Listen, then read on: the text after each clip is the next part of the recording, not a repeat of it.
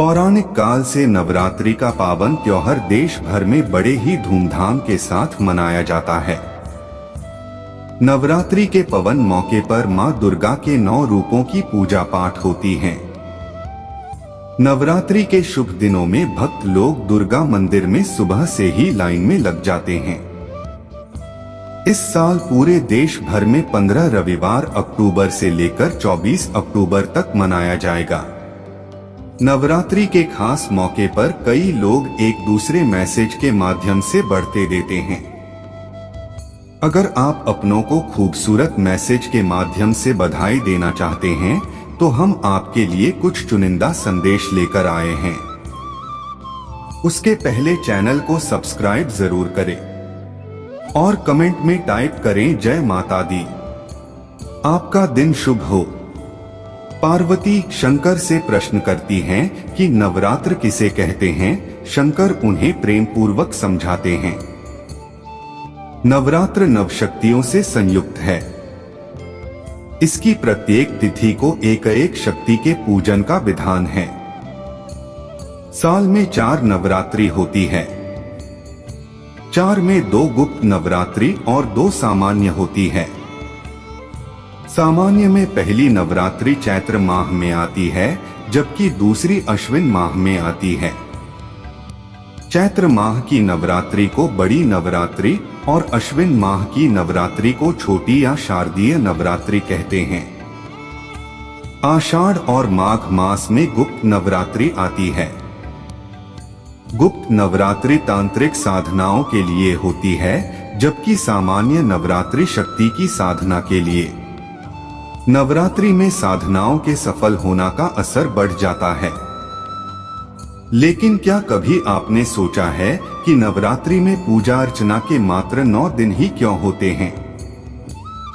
जब नवरात्रि में पूजा पाठ का इतना ही महत्व है तो 9 दिन से अधिक की नवरात्रि क्यों नहीं मनाते?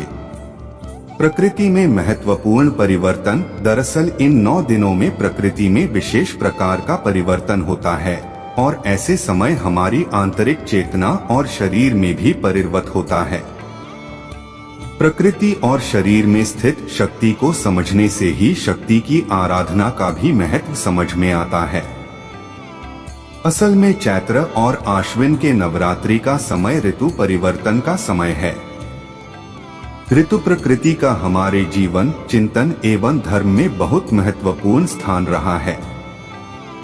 इसीलिए हमारे ऋषि मुनियों ने बहुत सोच विचार कर सर्दी और गर्मी की इन दोनों महत्वपूर्ण ऋतुओं के मिलन या संधिकाल को नवरात्रि का नाम दिया। यदि आप उक्त 9 दिनों अर्थात साल के 18 दिनों में अन्य का त्याग कर भक्ति करते हैं तो आपका शरीर और मन पूरे वर्ष स्वस्थ और निश्चिंत रहता है। उक्त 9 दिनों में जो व्यक्ति अन्न का पूर्ण त्याग कर माता की भक्ति या ध्यान करता है उसकी सभी तरह की मनोकामना पूर्ण हो जाती है। या वह जो भी संकल्प लेकर 9 दिन साधना करता है उसका यह संकल्प पूर्ण हो जाता है। इस दौरान कठिन साधना का ही नियम है। मन से कुछ लोग नियम बनाकर व्रत या उपवास करते हैं जो कि अनुचित है। जैसे से कुछ लोग चप्पल छोड़ देने हैं, कुछ लोग बस सिर्फ खिचड़ी ही खाते हैं जो कि अनुचित है। शास्त्र सम्मत व्रत ही उचित होते हैं। साधना का समय अंकों में 9 अंक पूर्ण होता है। 9 के बाद कोई अंक नहीं होता है। ग्रहों में 9 ग्रहों को महत्वपूर्ण माना जाता है।